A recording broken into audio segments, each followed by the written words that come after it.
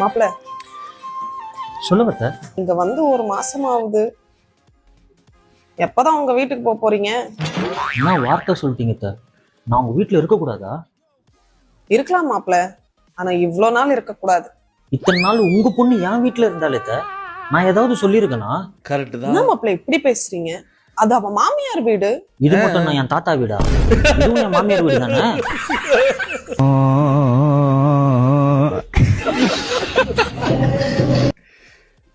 உங்களுக்கு வந்தா ரத்தம், எங்களுக்கு வந்தா தக்காளி சட்னியா? கடை தானே கேட்டுருக்கேன். ஆனால் எப்படி அவனால அங்கே இருக்க முடியும்? ரியாலிட்டி ஆஃப் மை கரண்ட் லைஃபா? திருட்டு பயிலா பேக திருடிட்டு போயிட்டான்.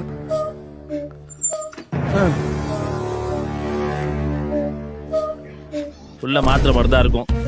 இது ஆல்ரெடி நான் பார்த்துட்டேன். பாரியில நிறைய பண்ணிட்டாங்க. இது ரொம்ப லேட்டு. ரொம்ப கிரேட்டுங்க. ஆனா நீங்க எனக்கு இப்பதாங்க 100 கொடுது. ஆமா, நைட்ல தேங்காய் சட்னி சாப்பிட்டா நெஞ்சு கரையுது, அதுக்கு ஏதாவது மாத்திரை வச்சுக்கீங்களா? இதானா புதுசா இருக்குது. எவ்வளவு?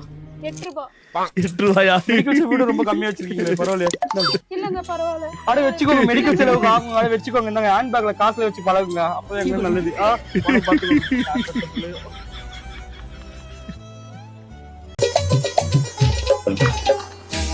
ஒரு வேலையும் பார்க்க மாட்டேங்கிறான்டா, படுத்தே கிடக்குறான்டா.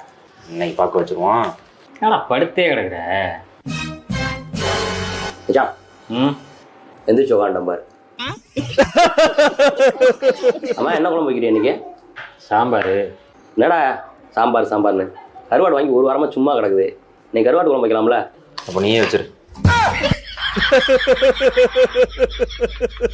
ஒத்திக்கிட்டு சாம்பாரே சாப்பிட்டுருக்கலாம்.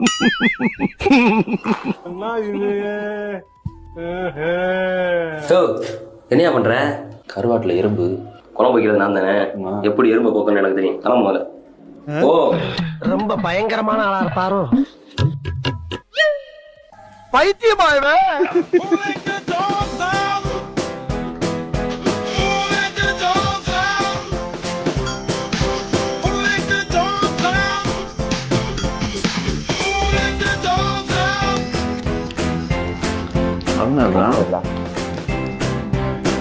எப்படி அந்த எறும்பு வரட்டுனா? எறும்பு பொடிவ